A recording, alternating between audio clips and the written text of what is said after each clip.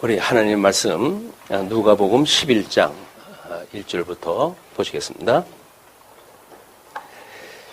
예수께서 한 곳에서 기도하시고 마치심에 제자 중 하나가 여짜오되 주여 요한이 자기 제자들에게 기도를 가르친 것 같이 우리에게도 가르쳐 주옵소서. 예수께서 이르시되 너희는 기도할 때에 이렇게 하라. 아버지여 이름이 거룩히 여김을 받으시오며 나라가 임하시오며 우리에게 날마다 일용할 양식을 주시옵고 우리가 우리에게 죄 지은 모든 사람을 용서하오니 우리 죄도 사하여 주시옵고 우리를 시험에 들게 하지 마시옵소서 하라. 아마 우리 예수님 오셨을 당시 유대교도 신앙생활의 덕목이 구제, 기도 또는 이제 연보 이제 이런 걸로 해가지고 되어져 있는 그런 그 중요한 신앙생활의 요소 중에 하나가 기도입니다.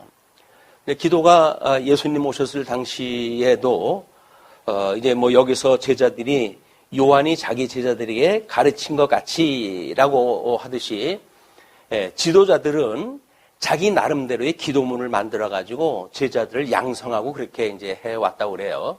그 이야기는 기도라고 하는 그 이야기는 어떤 근거가 있이 지금 하나님 앞에 구하는 것이기 때문에 어떠한 성경관을 가지고 있는가에 따라서 기도의 내용들은 사실 달라지게끔 되어져 있습니다. 한국 교회 지금 이제 어려워지고 그러니까 나름대로 1시간 기도하기 운동을 시도하는 교회도 있고 그래요. 왜냐하면 교회의 부흥이 성도들의 기도 생활의 부족으로 해가지고 만들어지는 이런 그 실상이라고 해석이 되어지기 때문에 그렇습니다. 이제 우리가 2000년 교회사를 통해 가지고 이 기도의 문제는 여러 가지로 자정한 방점이 찍혀 있고 그래요. 시간을 중심으로 해서 해석을 하는 곳이 있고 때로는 장소를 중심으로 해가지고 또 기도를 이야기하기도 하고 어떨 적에는 어떤 제목을 중심으로 해가지고 기도를 이야기하기도 합니다. 한국 교회는 간단하게 대표 기도라고 이야기를 하고 또는 수요일 날 기도회로 모여가지고 기도도 하고 금요일 날이면 또 우리 철야 기도라고 하는 이름으로 기도회를 갖기도 해요. 물론 매일 새벽 기도회를 갖는 것도 마찬가지입니다. 이런 다양한 기도가 만들어지는데 이것이 물론 믿음의 선배들이 그때그때 필요에 의해서 만들어진 것들도 있을 수가 있어요. 그것이 과연 성경에 부합한가에 대한 문제는 별개입니다. 그러므로 이렇게 성경적인 기도의 형식이 어떠한지는 매우 중요한 일이기도 하거든요. 그래서 이제 우리 오늘 그 11장의 전체 주제가 언약된 나라를 기도하는 거라고 이렇게 설명이 되어졌어요. 본문 지금 우리가 11장 1절로 4절까지 주님이 가르치신 기도의 내용만을 지금 우리가 읽었는데 봉독을 했는데 그 전체 내용을 보게 되면 마태복음의 주기도와 누가복음의 주기도가 다르게 표현되어져 있습니다. 우리가 성경을 사본도 여러 가지로 나올 수가 있는데, 마태복음 거하고 누가복음 거하고 극히 어떤 차별화를 우리가 의미를 부여할 것이 있느냐, 이렇게도 볼 수가 있을 것 같아요. 그러나 우리가 통전적으로 성경을 이해를 하고 성경 신학적으로 보게 되면 이 마태복음과 누가복음은 엄연히 대상도 다르고 기자도 다르고 모든 것들이 구별되어져 있거든요. 그렇기 때문에 두 개를 구분을 하는데 의미를 우리가 이제 그냥 무시하고 간다는 이야기는 그 의미를 찾을 수가 없기 때문에 그러면 모를까.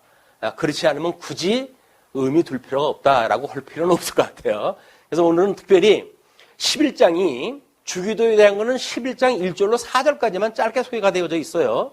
그런데 나머지에 대한 그 부분도 결국은 주님이 가르치신 기도를 세부적으로 어떤 상황을 따라서 예화를 들어서 그거를 어떻게 이루시는가에 대한 구체적으로 내용이 이제 연결이 되어져 있는 거거든요. 그러니까 11장 전체가 언약된 나라를 기도한다고 하는 큰 제목으로 하나가 묶이게 되어지는 거예요. 그것이 그냥 일반 우리 주석적으로 보게 되면 뭐 동그라미 표시한 데마다 이렇게 단락을 지어가지고 1절로부터 4절까지는 주기도문 또는 뭐 14절로부터 어디까지는 뭐 이제 축기에 대한 문제 또는 뭐 복에 대한 문제 이런 걸로 나눠가서 설명을 하는데 그것이 어떤 의미가 있습니까? 한 저자가 같은 대상을 향해 가지고 지금 누가복음을 기록하고 있거든요. 그렇기 때문에 이것이 단락되어져 있는 내용은 아닐 거예요. 어떤 의도를 가지고 기록을 했다고 한다면 논리의 전개가 있을 것이고 그 논리의 전개를 따라서 우리 이제 저자의 의도를 파악하는 문제는 성경 해석을 갖다 하는데 매우 중요한 의미가 있다고 보여집니다. 그래서 지금 마태복음의 주기도와 누가복음의 주기도를 이렇게 구분을 갖다 해봤어요. 하나는 우리 마태복음의 전체 주제가 직임을 통해 가지고 예수가 그리스도라고 증거하는 내용이었었고 누가복음은 사역을 통해서 예수가 그리스도라고 증거하는 내용이라고 이렇게 대분이 되어져 있습니다.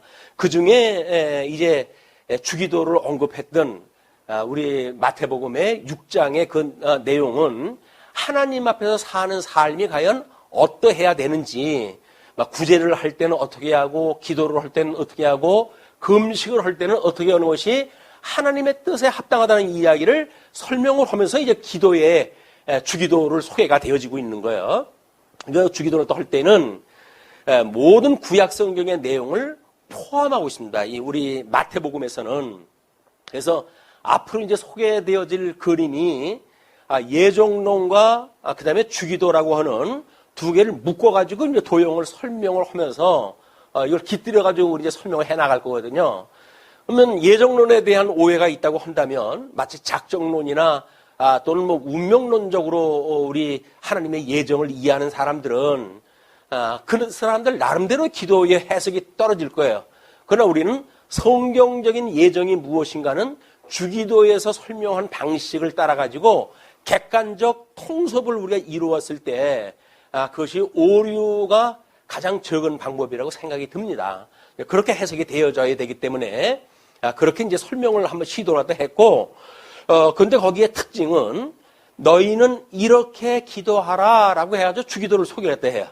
너희는 이렇게 기도하라라고 기도문을 소개하고 있고, 누가복음은 이제 하나님의 사역 중에서 우리 9장까지가 하나님의 의를 중심으로 해가지고 성취하심으로 예수가 그리스도라고 하는 사실을 증거했다고 한다면 10장서부터는 하나님 나라를 이루시는 장면을 통해 가지고 구약에 언약되어진 그리스도라고 증거하는 내용이거든요.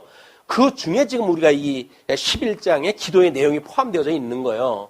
그럼 그걸 어떻게 차별화를 할 것인가를 우리가 구별하다 하는 것도 이런 직임과 또는 사역과 이걸 나눠가지고 봤을 때 의미가 다르다고 보여져요. 그래서 거기에 이제 특별히 하나님의 나라의 그 내용이므로 악으로부터 구원이 생략되어져 있다 이렇게 이야기를 했어요. 왜? 우리 9장까지는 하나님의 의에 대한 설명을 이야기함으로 해가지고 이미 구원에 대한 문제는 거기서 전부 설명을 했어요. 우리 이제 양대 언약으로 한다면 복과 나라인데 복에 대한 것, 의에 대한 건 9장까지 이미 소개가 되어졌고 10장서부터는 나라에 대한 증거거든요. 그렇기 때문에 우리가 보고 있는 양대 언약이라고 하는 맥락으로 이걸 보았을 적에는 9장까지는 이미 하나님의 의에 대한 설명이 다 됐다. 구원에 이르는 이야기는 되어졌기 때문에 10장, 11장에서 소개되어지는 그 하나님의 나라는 악에서 구원해달라고 하는 것으로 또 뭐 구원에 대한 문제가 언급되는 것이 아니기 때문에 그거는 생략이 된 것으로 이제 해석을 제가 한 겁니다. 그렇기 때문에 우리의 악에서 우리를 구원해 주세요라고 하는 그 이야기는 구원에 해당되어지는 그런 그 문제는 9장까지의 아주 큰 그 논리를 통해서 소개가 되어졌다. 그래서 그게 재워졌다고 했고 마태복음에서 이렇게 기도하라라고 했다고 한다면 누가복음에서는 너희가 기도할 때라고 하는 전제가 붙어요. 이미 할 때 기도를 갖다 하는 사람은 누구예요? 예수님을 믿는 사람들이 이제 기도할 거 아닙니까? 그 사람들은 의로 인해 구속을 받았다고 믿는 사람들이 지금 기도를 다 하는 거예요. 그 사람들이 기도할 때라고 하는 것이 전제가 되어지고 이렇게 기도하라. 라고 기도의 방법을 지금 이야기를 하고 있는 거예요. 이거를 문자적으로 해석을 해가지고는 전혀 나올 수가 없습니다. 왜냐하면 단어가 이렇게 하라나 우리 이렇게 기도하라나 이렇게는 똑같은 이렇게예요. 근데 어떤 걸 수식하는 이렇게라고 하는 그 이야기는 이걸 신학적인 의미로 보질 않으면 그냥 단어로만 보게 되면 뭐 앞문장을 이제 우리가 수식한다든가 이런 정도로 해야지 끝이 나기 때문에 이거를 지금 마태복음에서 이야기하고 있는 주기도와 누가복음에서 이해하고 있는 주기도는 상당히 다르다라고 하는 걸 소개를 갖다 해야 될 것 같아요, 이게. 근데 이제 기도의 문제가 너무나 성도들의 신앙생활에 중요한 덕목 아니에요, 이게. 그렇기 때문에 11장까지 내용이 또 방대하고 그렇기 때문에 이거는 어느 시간을 끊어놓고 뭐 하루 이틀 이렇게 끊어가지고 하자라고 하는 걸로는 설명이 제대로 안 될 것 같습니다. 그리고 기도에 대한 걸 언제 또 이런 걸 우리가 기도할 수가 있겠어요. 그러니까는 우리 믿음의 선배들이 표준 교리로 기도문을 이야기했을 적에는 어떻게 기도했는지 이런 내용까지 종합적으로 해가지고 우리가 한번 살펴볼 겁니다. 그렇기 때문에 기도라고 하는 새로운 우리들의 해석 또는 그동안 기도해왔던 것에 대한 새로운 정리 이런 것을 하는 기회로 갖기로 하지요. 일단은 우리가 기도란 무엇인가에 대한 문제를 이야기할 적에는 이렇게 주체, 그 다음에 요건, 그 다음에 대상, 그 다음에 내용 이렇게 해가지고 보통 우리가 이제 뭐 과거서부터 공부했던 내용들입니다. 그게 물론 부분적으로는 우리가 양대원역으로 보았을 적에는 어떻게 해야 되는가에 대한 그런 해석의 차이는 있지만 이런 걸 논리적으로 설명을 하려고 한다면 사실은 이렇게 설명이 되겠죠. 그 주체를 직접적 주체로서 예수 그리스도를 이야기를 합니다. 왜? 예수님은 하나님의 우리는 이제 우리들의 뭐 일을 해가는 데 있어서 필요한 걸 하나님에 구할 거 아닙니까? 근데 그 기도는 예수님 안에 있는 사람들이 지금 구하는 거란 말이에요.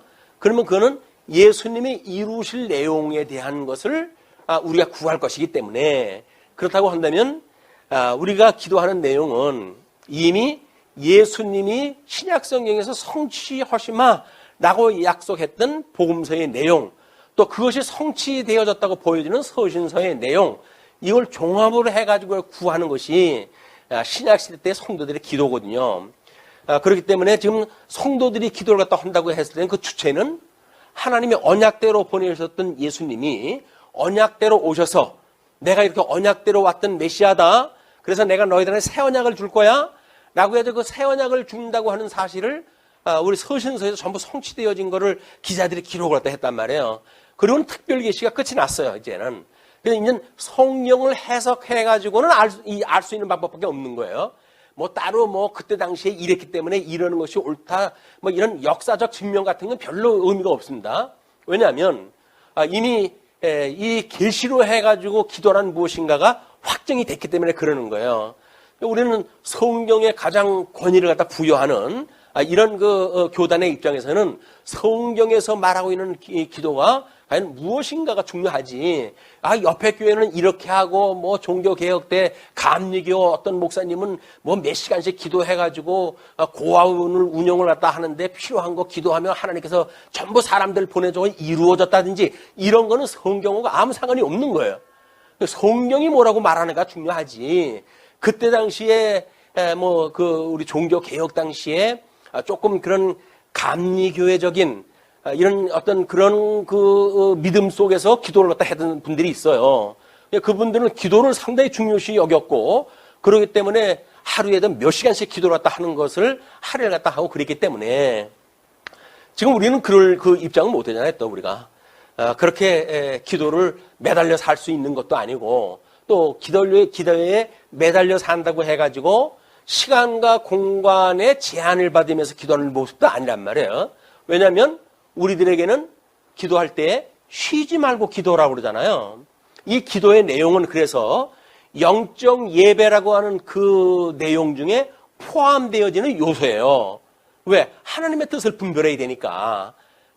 영적 예배라고 하는 신령한 예배의 의식이 없이 기도만 덜렁 갔다가 뭐 밤을 새면서 기도를 헌대는 동 이런 건 아무런 의미가 없는 거예요. 의미가 없는 것이 아니라 오히려 반성경적일 수가 있다. 그러니까는 아유 왜 기도를 그렇게 자꾸 경계를 갖다 하고 그러냐 이렇게 이야기를 하시는데 기도라고 하는 그것이 한다고 해서 기도가 아니거든요. 그렇기 때문에 우리가 짧은 기도를 헐망정 주님이 가르쳐 주셨던 주기도문이라고 하더라도 그것을 기도를 우리가 전문으로 기도할지언정 우리들의 생각을 거기다 덧붙여가지고 내 뜻을 자꾸 구하는 일로 확장을 시키는 일은 신앙생활에 도움이 안 되기 때문에 그렇습니다. 자, 그러면 그 주체를 예수 그리스도라 했어요. 예수 그리스도는 구약의 언약대로 오신 분이에요. 그러니까 구약의 언약되어진 대로 내가 이루어지게 해주세요라고 기도를 하실 거예요. 주님께서는 뿐만 아니라 거기서 내게 보낸 자를 내가 하나도 떨어뜨리지 않고 구원에 이르도록 해주세요라고 주님께서 이미 기도를 다 하고 있어요.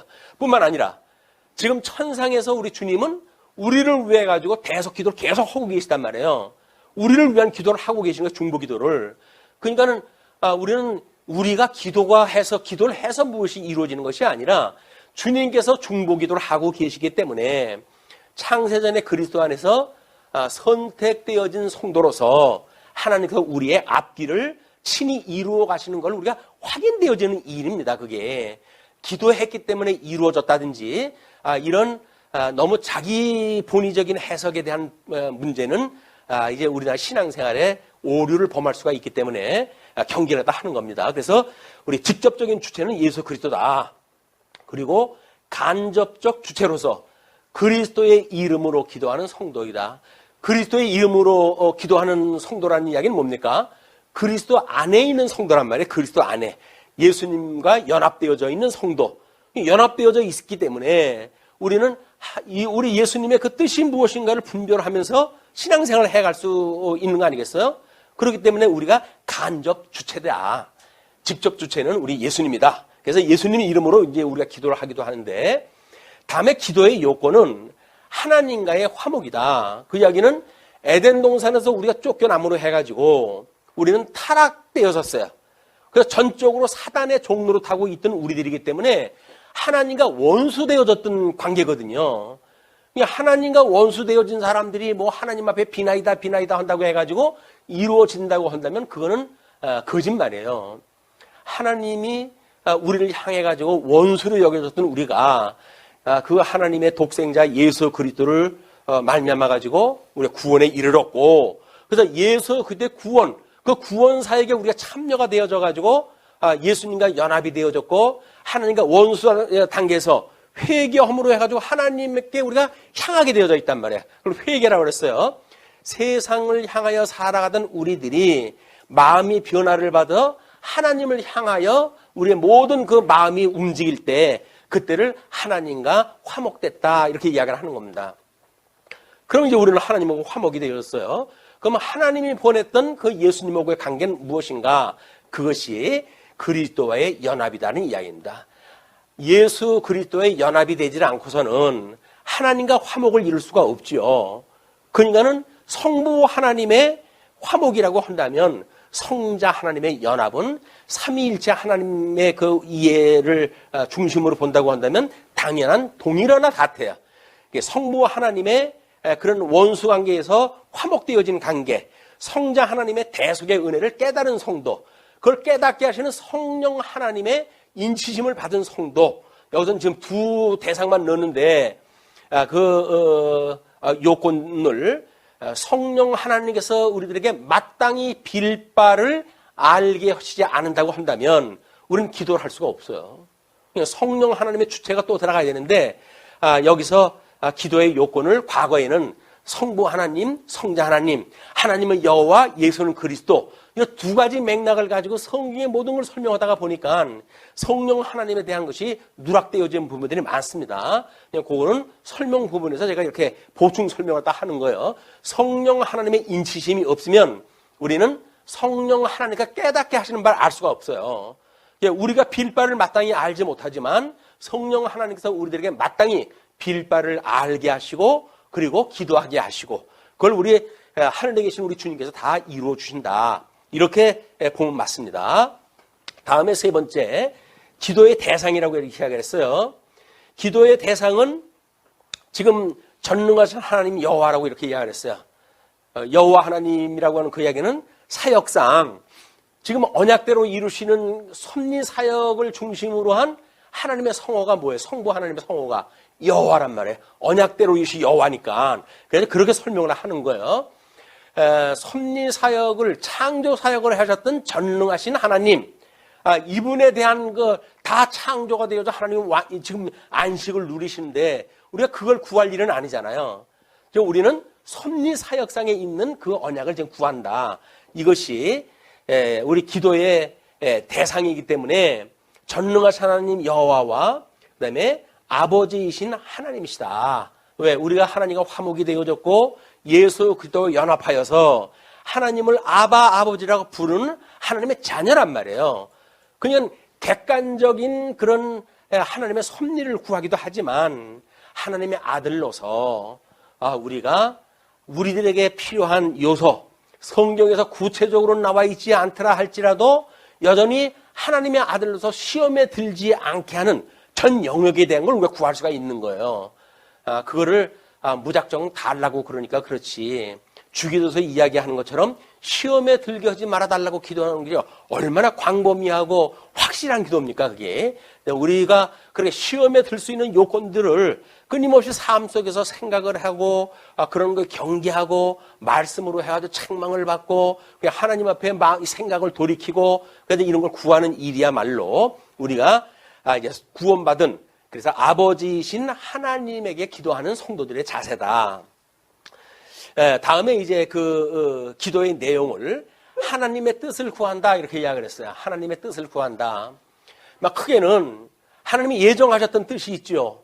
그러니까 우리가 로마서에서 기도를 하다 이야기할 때 우리로 하여금 하나님의 기뻐하시고 선하시고 온전한 뜻이 무엇인가를 분별해라 라고 이야기를 해요. 그러면 신령한 예배 가운데 뜻을 분별하는 내용이 분명히 말씀을 통해서 분별하는 일이기 때문에 우리들한테는 이런 것이 지금 하나님의 뜻을 구한다고 하는 사실은 물론 그 하나님의 뜻을 하나님께서 이미 천상계를 만드시고 천하계를 만드시고 그리고 인간 아담을 만드셔가지고 만사 만물을 섭리해 가시는 가운데 있기 때문에 이게 하나님의 그런 그 뜻이기도 하고 그 뜻은 하나님의 약속을 구하는 것으로 이제 약속이나 언약이나 사실 같은 그 의미입니다. 그래서 그걸 약속이라고 구한다고 그랬는데 왜냐하면 하나님의 섭리 사역이기 때문에 성경이 구체적으로 밝힌 바가 무엇인가. 그래서 우리 주님께서는 너는 그의 나라와 의의를 구하라. 무엇인가 먹을까 마실까 염려하지 말고 그런 건 구하지 말어. 그런 건 이방인들이나 구하는 거지 너희들이 구하는 것이 아니야. 라고 경계를 아주 구체적으로 했어요. 주님께서는.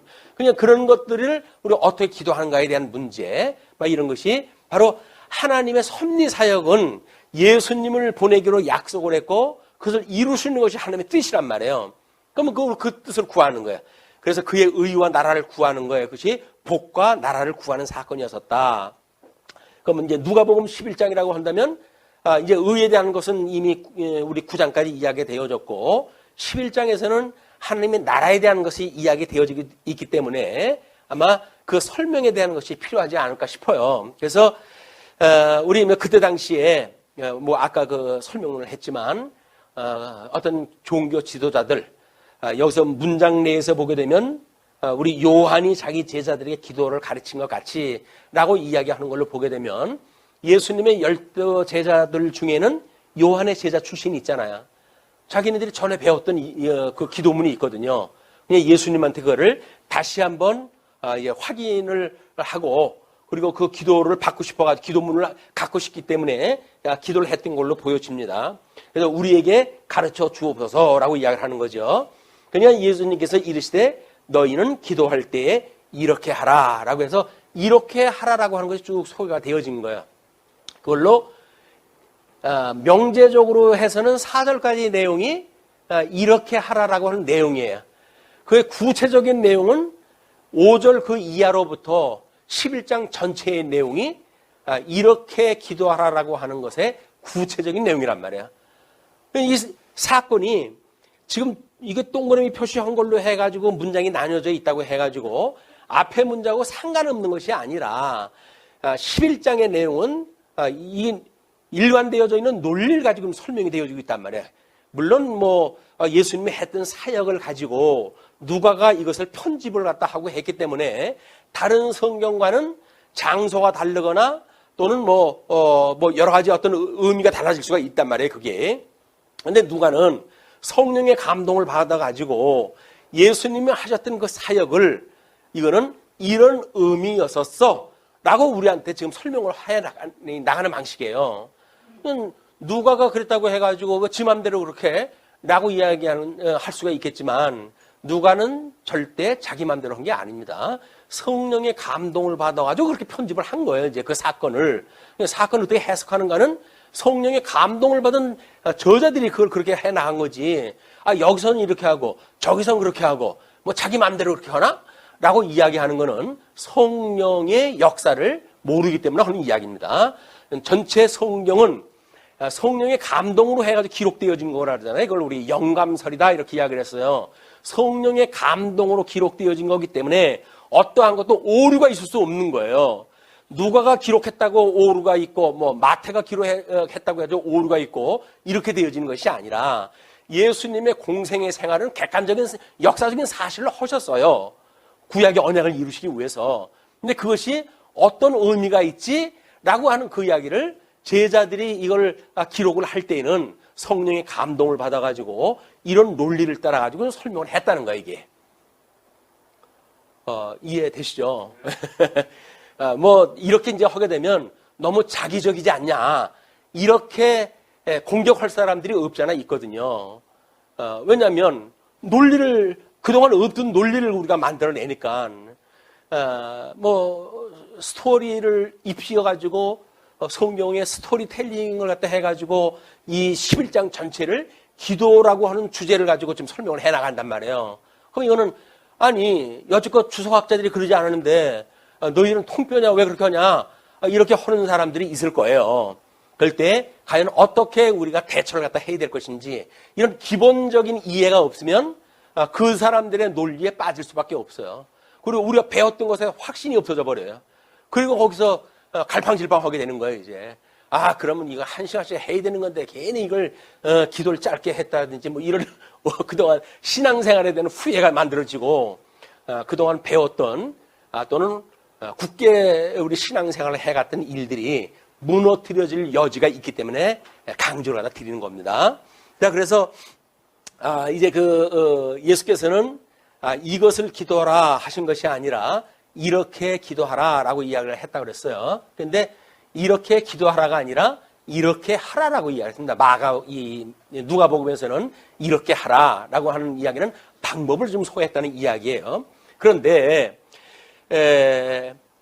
마태는 이렇게 기도라 하였고 누가는 기도할 때 이렇게 하라 하였다. 이는 마태복음에서 선지직임을 설명하는 방식과 누가복음에서 하나님의 나라의 백성을 전제하며 기도할 때의 방법을 구체적으로 설명을 갖다 했기 때문에 그런 것이다. 그 이야기예요. 그러므로 이제 11장에서 주기도 이후의 비유, 축기의 예화, 신령한 복에 대한 것, 구약 성경의 언약에 대한 예화 등의 증인과 대적자들의 이야기를 통해서 11장 전체의 내용을 통해 가지고 그 이야기예요. 기도를 설명하였다. 따라서 나라와 권세와 영광이 아버지께 영원히 있사옵나이다. 아멘이라고 하는 송영구가 마태복음은 있는데 누가복음은 생략되어져 있다. 사역상에 대한 내용만 지금 기도를 갖다 하기 때문에 마태복음에서 전체를 설명하는 그런 기도 방식과는 다르게 송영구가 빠져져 있다. 그 이야기예요. 근데 어떤 사람들은 이걸 연구를 꽤나 했을 거 아니겠습니까? 그래가지고 그 이유를 마태복음에 믿을 만한 사본에도 이 송영구가 빠진 것이 있다. 그러므로 누가복음에 빠진 거는 그렇게 문제될 것이 없다. 라고 이야기를 하면서 누가복음에 송영구 빠진 거를 설명을 하거든요. 문제는 없다 할지라도 왜 빠졌는지 설명이 되어야 될 거 아니겠어요? 그냥 과정 논리, 하나님 나라를 이루는 것하고 전체를 이루는 거기 때문에 나라와 권세와 영광이 아버지께 영원히 있습니다. 라고는 성경구는 누가복음에서 생략되어졌다. 이제 그런 그 이야기예요. 자, 그래서 아마 이제 우리 믿음의 선배들이 종교 개혁을 이렇게 웨스트민스터 이제 신도 개혁을 기록을 하고 대소요리 문답을 쓰는데 기도의 내용에 대한 걸 정확하게 써놨어요. 그게 우리가 기도를 어떻게 해야 되지?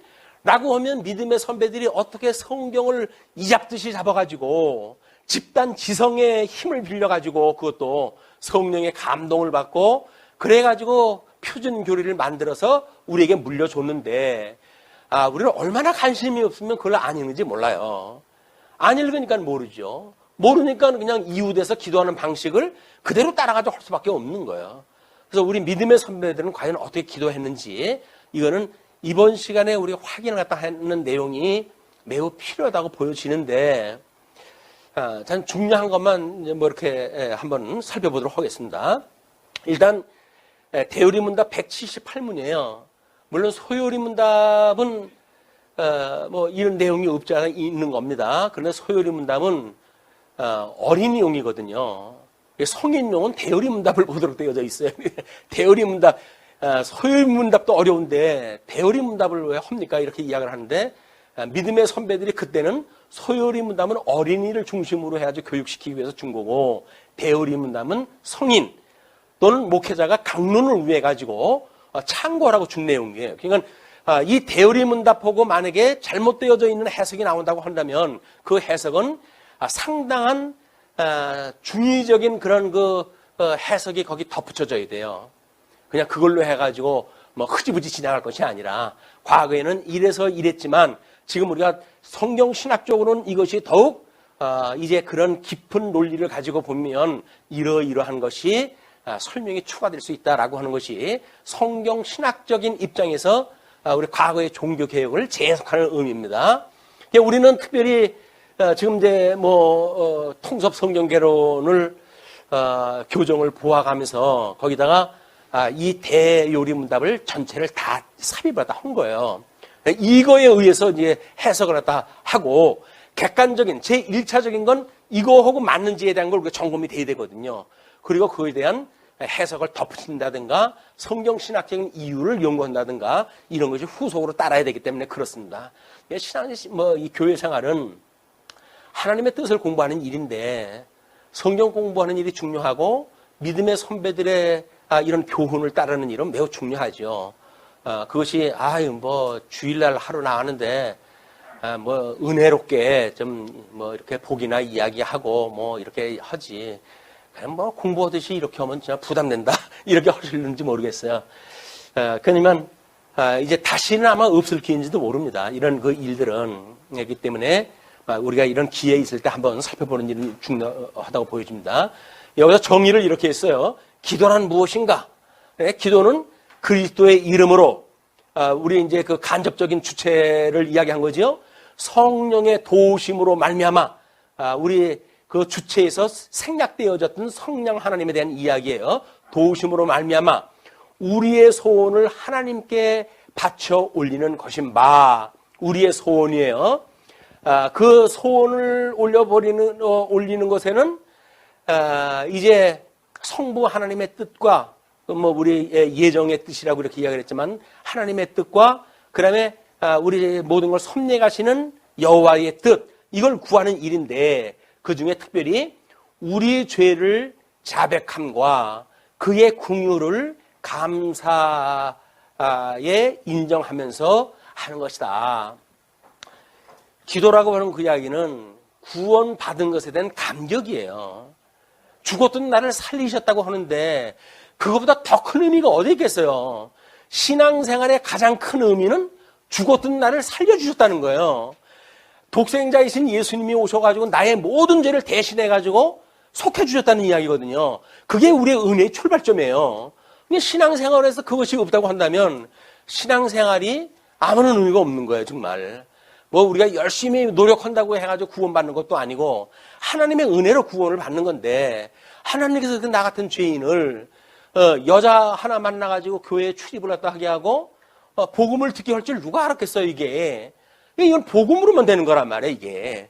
뭐 지금은 뭐 이제 첫 번 신혼여행 갔다 와가지고 첫날이니까 와가지고 뭐 참 주례 서주셔서 감사한다고 인쇄치레로 왔는지는 모르겠으나 뭐 본인은 어떤 의도로 왔었는지 좋아요. 그러나 성령 하나님께 역사하신다고 한다면 이 시간에 하나님의 말씀이 그의 영혼을 깨트리고 죽으면서 구원을 해내신단 말이에요. 그게 우리의 믿음의 출발이거든요. 이게 얼마나 우리한테 놀라운 겁니까, 이게. 믿어질는지는 이제 미나가 보충 설명을 했는데 미나도 그동안 하도 외지로 돌아가지고 복음을 안 들은 지가 오래됐잖아. 그냥 같이 공부를 다 해야 되는 거예요, 이게. 605장 부르라고 했는데 불렀는지 모르겠어. 이 기도라고 하는 것이 찬송하고 맥락이 같으니까 그 찬송을 부르게 되면 하나님의 뜻을 찬송을 한 거예요. 그래서 우리가 기도를 할 수가 있다. 그래서 성경적인 기도를 모를 적에는 찬송이라도 계속 부르는 것이 의미가 있는 내용이 돼요. 예배 중에 그 하나의 과정이기 때문에 그렇습니다. 그리고 이제 우리는 뭐 하나님께만 기도할 것인가 또는 그리스도의 이름으로 기도하는 것이 무엇인가, 이건 아까 설명을 전부 했던 겁니다. 또 우리는 왜 그리스도의 이름으로 기도해야 되는가, 이것도 연합되어지는 문제 또는 간접적인 주체로서의 문제 뭐 이런 걸로 해가지고 설명이 되어졌던 거죠. 또 성령께서 어떻게 우리의 기도를 도우시는가, 이게 빠져 있기 때문에 이걸 이렇게 한번 보셨으면 좋겠어요.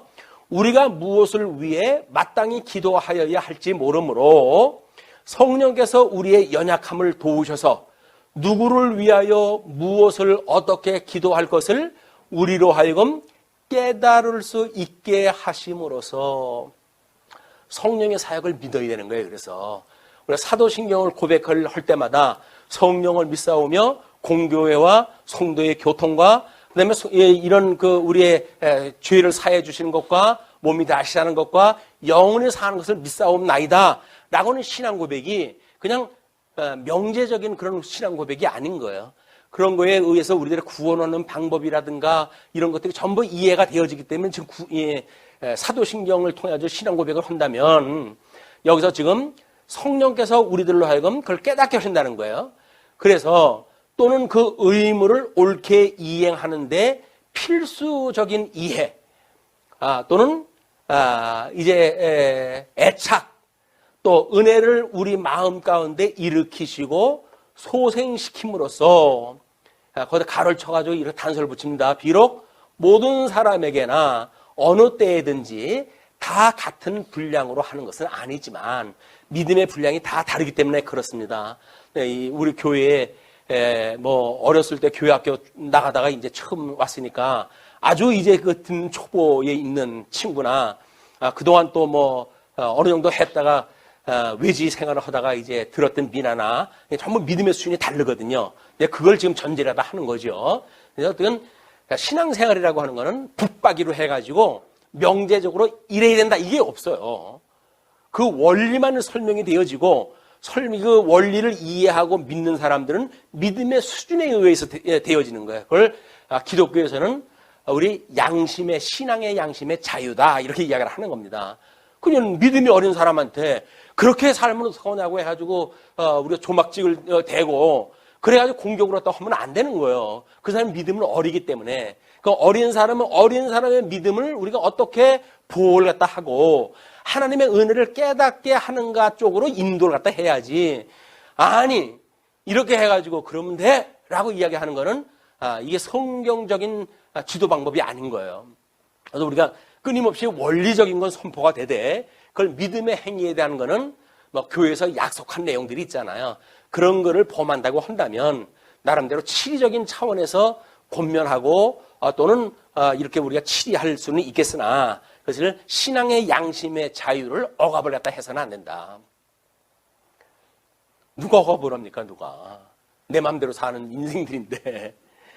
네, 그렇기 때문에 이제 그걸 우리를 도우신다. 하나님께서 어느 정도 분량까지 도우시는지는 몰라요. 그러나 원리적으로 우리가 마땅히 빌 바를 알지 못하지만 하나님께서 우리를 위해서 중보기도 하고 계시다 라고 하는 그 원리를 믿게 되어지게 되면 우리 그 믿음의 수준을 따라가지고 하나님께 도우신다는 거야. 기도할 만하죠?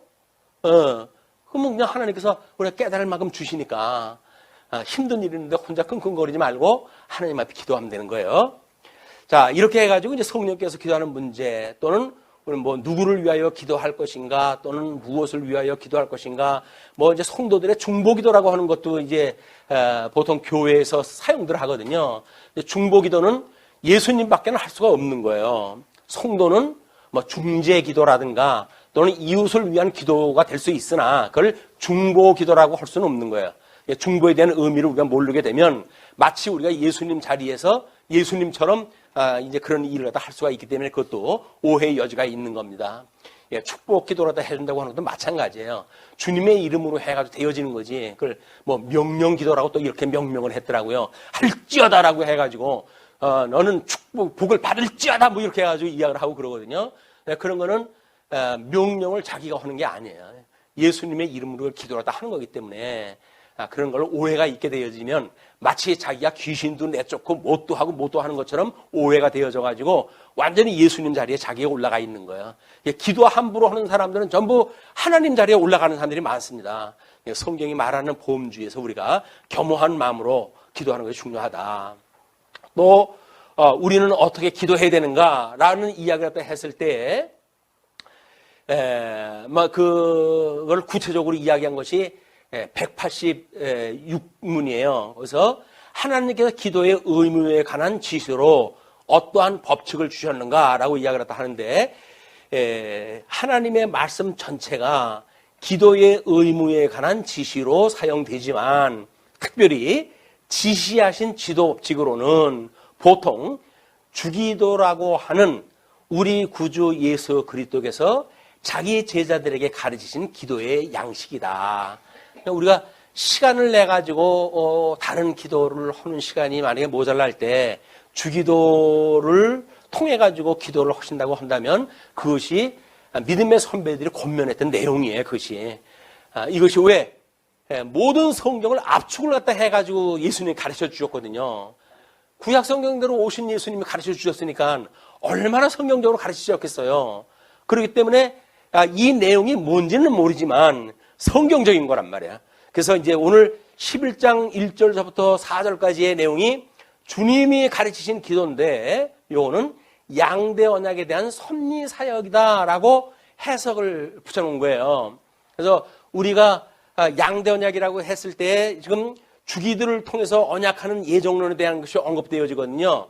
그럼 주기도로 해가지고 주기도만을 우리가 이제 설명을 하게 되면 성경에서 말하고 있는 모든 예정론이 거기 소개가 되어져요. 그래서 그걸 확대해서 보게 되면 그거를 이렇게 성경으로 계시가 되어졌고 성경의 계시를 구도화한 것이 우리가 보고 있는 통섭 성경에서 보는 삼위일체 하나님의 언약 섭리라고 하는 그런 그 도표입니다. 그렇기 때문에 우리가 그 뒤에도 뭐 이렇게 있으니까 카페에 들어오시게 되면 점검을 갖다 해보시면 좋을 것 같아요. 자, 비유를 통해서 이제 기도의 교훈을 갖다 하시는 우리 예정론이 이게 주기도를 통해서 확인하는 예정론이라고 하는 이 도표를 가지고 그리고 이제 오늘 주제를 설명을 갖다 해 나갈 거거든요. 그럼 하나님의 뜻이 뭐냐? 그 이야기예요. 하나님의 뜻이 과연 뭐냐? 예정론이라고 하는 것이 하나님의 예정에 따라 가지고 하나님의 이 세상을 만드셨잖아요.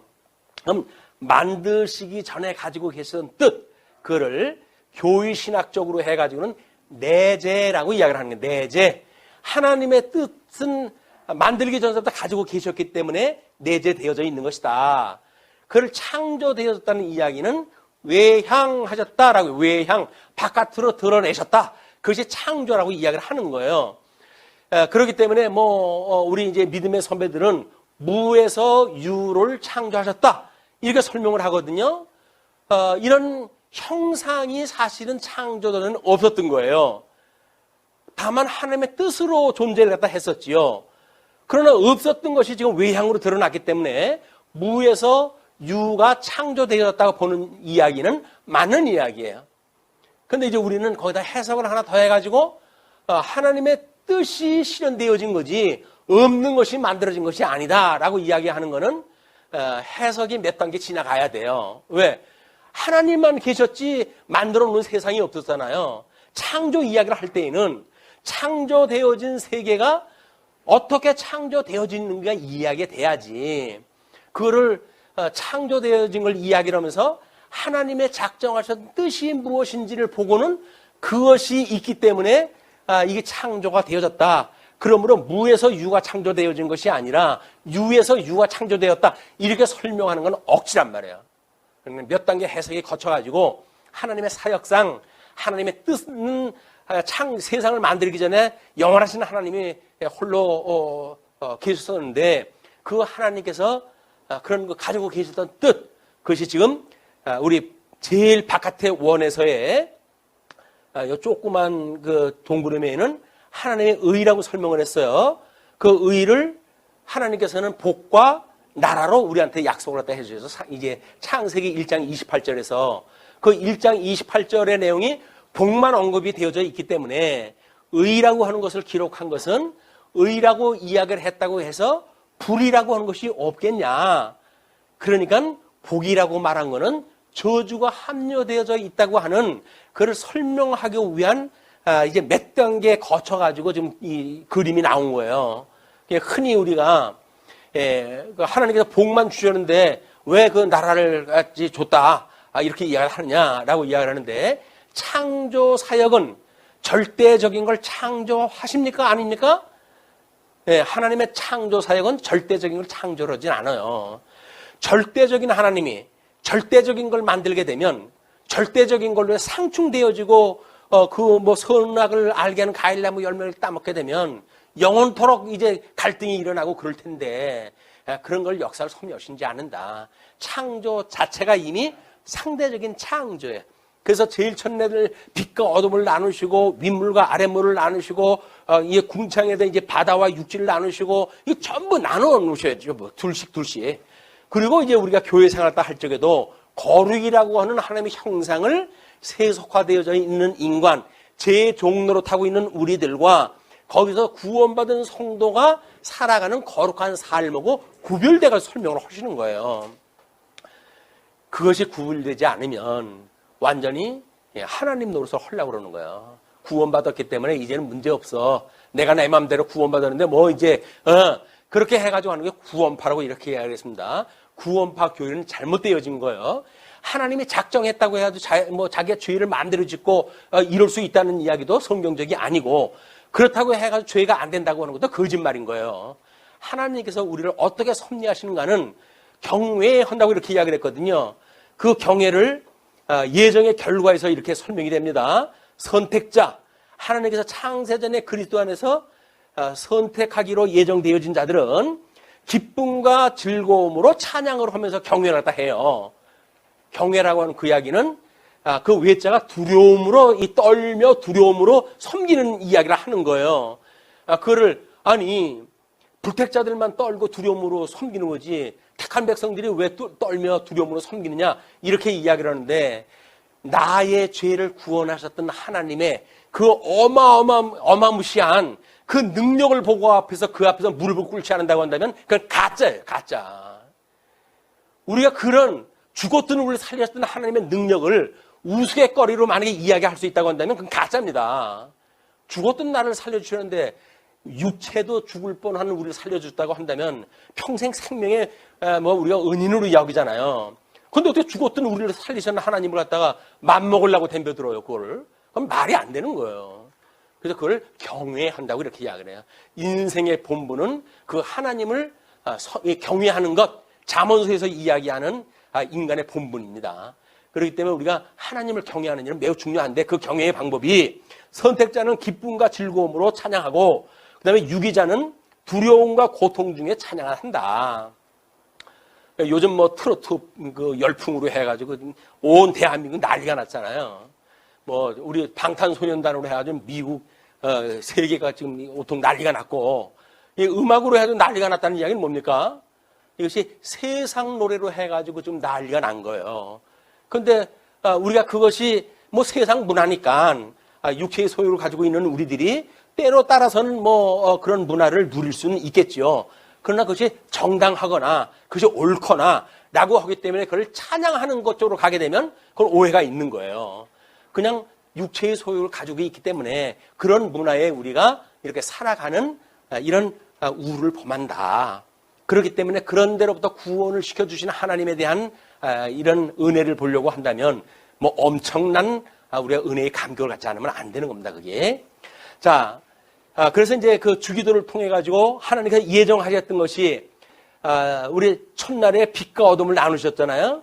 그건 이미 빛의 권세와 어둠의 권세를 나눠놓은 거라고 그랬어요. 그건 모든 권세를 가졌다는 이야기는 영역이 있겠죠. 그렇기 때문에 그 영역이 천국과 지옥이라는 거예요. 이미 천국과 지옥을 만드시고 그다음에 빛의 주권을 가지고 살아갈 그런 그 빛의 자녀와 그다음에 어둠의 자녀, 이거는 사단과 예수 그리스도, 중보자 된 예수 그리스도도 하나님께서 그때 다 예정하신 대로 일을 이루어 가시는 거예요. 이게 섭리가 다 하시는 일이다.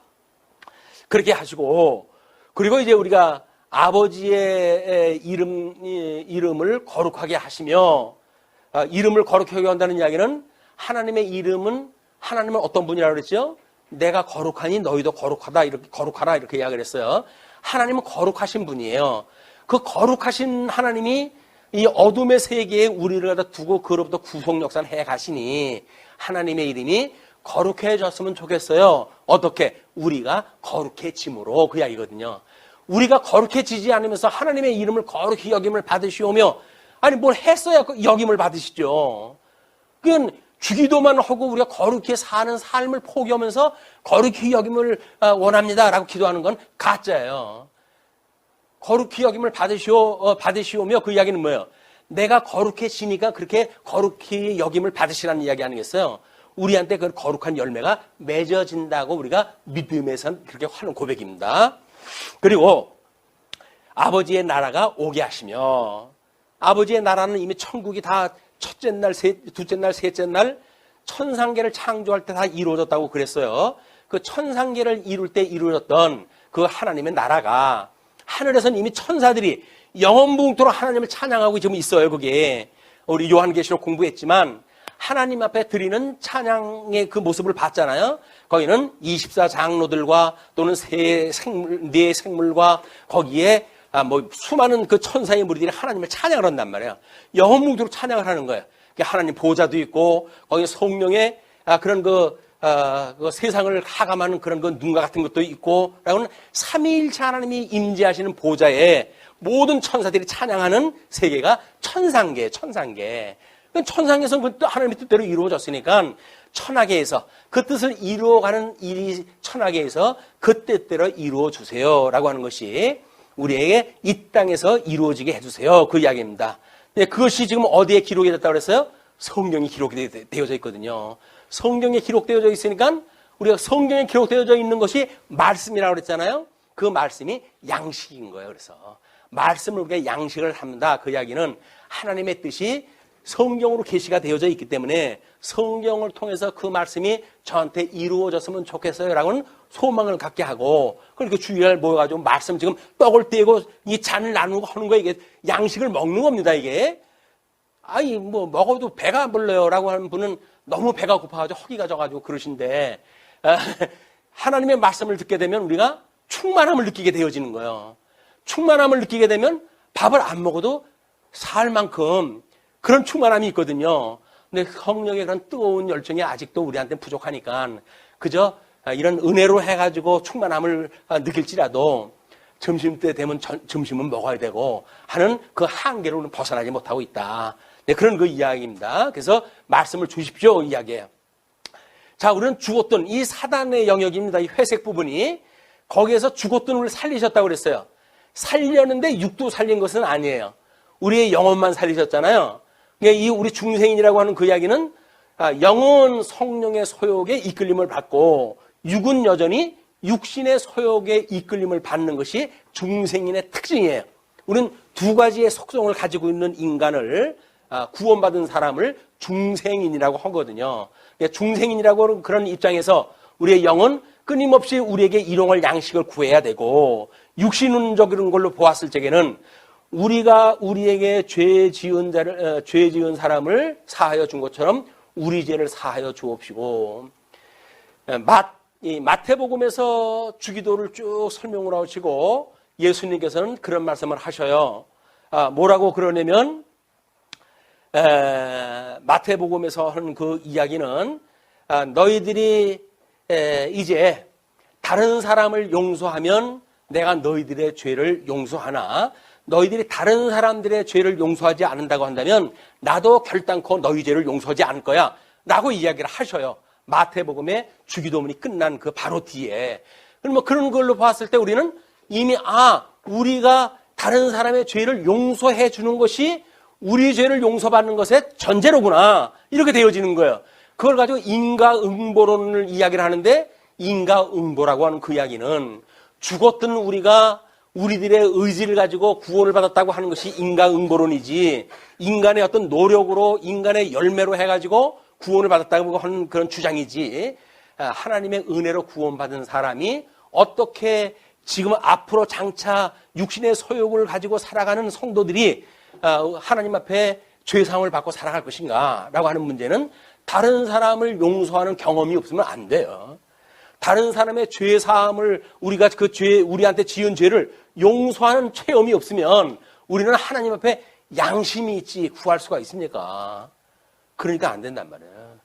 다른 사람의 죄를 사해준, 용서해준 경험이 있고 그래야 주님, 제가 부족하지만 이렇게 용서했습니다. 그러니까 저도 앞으로 이 지을 죄가 있다고 한다면 용서해 주세요. 라고 하는 것이 양심 바른 기도지. 자기는 다른 사람 용서도 안 하고 그리고 자기만 용서를 갖다 해달래. 그런 욕심장애가 어디 있습니까? 그거는 성경교육이 아니기 때문에 욕심내기라는 거예요. 자, 그렇게 하고 그래서 우리를 시험에 들게 하지 마시옵고 그 이야기는 뭐예요? 이 육신의 영역이 하나님의 3대 언약의 영역을 보게 되면 사회 영역, 경제 영역, 정치 영역이라고 그랬잖아요. 그러니까 우리 삶의 전 영역이 시험에 들 수밖에 없는 영역이에요. 사회적인 영역으로 해가지고 내가 죽어야 사는 것이 우리의 이제 기독교의 기본 원리라고 이야기를 했는데 내가 살아가지고 내 뜻대로 이야기를 하다가 다른 사람하고 충돌이 만들어졌어. 그래놓고 거기서 시험이 들었어. 그러면 그게 누구 탓이에요? 아니 거기서 시험 드는 거는 자기가 탓하네요. 자기가 자기 주장을 갖다 펴고 그랬으니까 내가 죽어서 없어요. 마땅히 저는 이제 내 뜻을 표방하지 않을 거예요. 라고 이야기하면서 충돌 만들어지는 거는 하나님께서 책임을 져주시죠. 그러나 자기가 살아있기 때문에 자기 욕심을 가지고 다른 사람하고 갈등을 일으켜놓고 그래놓고 하나님 왜 용서해 주냐고 그러는 건 소용이 없는 일이에요. 이 기독교라고 하는 건 사제의 종교입니다. 사제의 종교. 어떻게 우리가 죄사함을 받았는지 그걸 체험하는 자들마다 다른 사람을 용서해 줄 수가 있어요.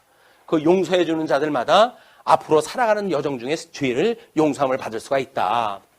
그리고 이제 악에서 구해 주십시오라고 하는 건 빠졌다고 이렇게 이야기를 했어요.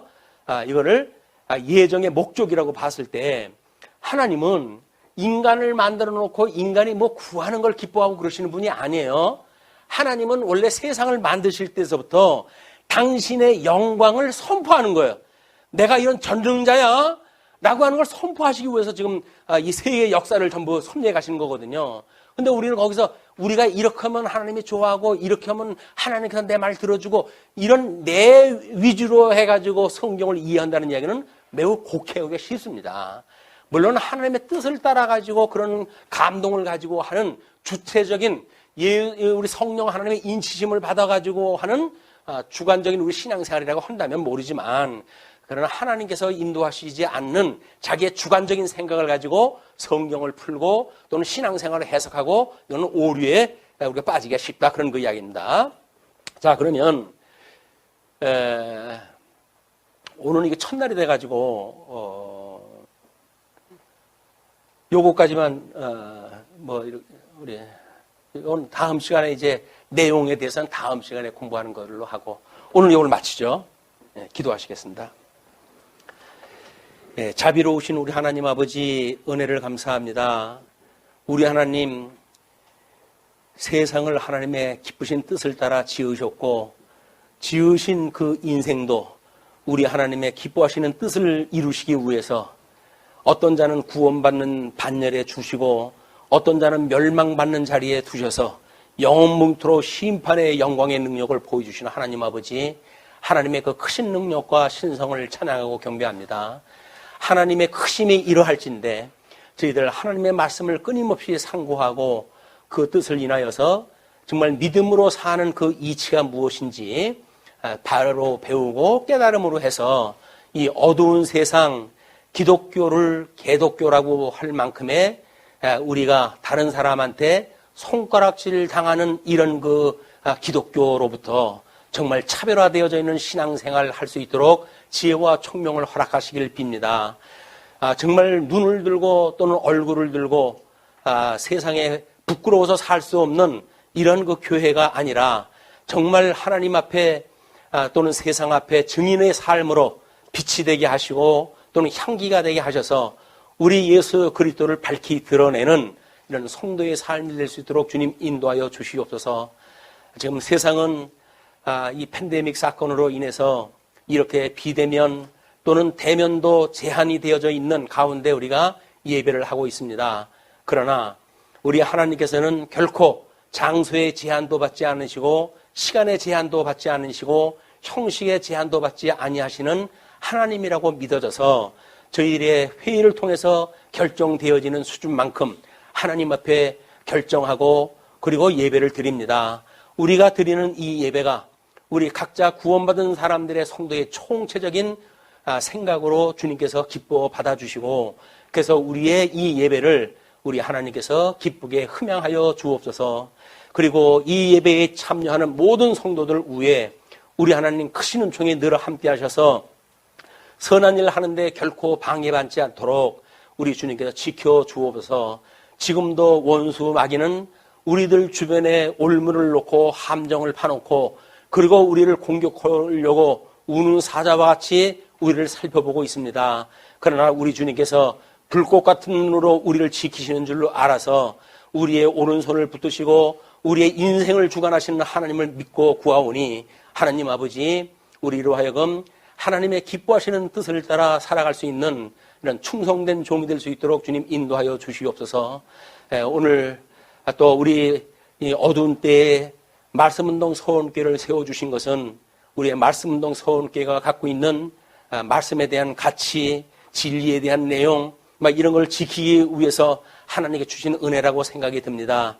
그러므로 우리에게 가졌던 이 진리를 가지고 오고 오는 세대에게 우리가 보수하고 전송할 수 있는 이런 지혜와 총명을 함께하여 주시길 빕니다.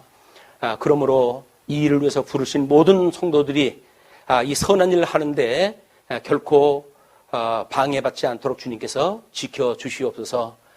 그런 믿음의 분량을 따라서 우리가 예배도 참석을 하고 또는 선한 연보도 하고 받은 은사를 따라서 섬기기도 하고 이렇게 해가는 예배를 주시는 하나님 아버지 감사하고 감사합니다. 흩어져 있는 동안에도 여전히 주님께서 함께하여 주실 것을 믿사오고 우리를 구원하신 우리 주 예수 그리스도의 이름으로 기도하옵나이다.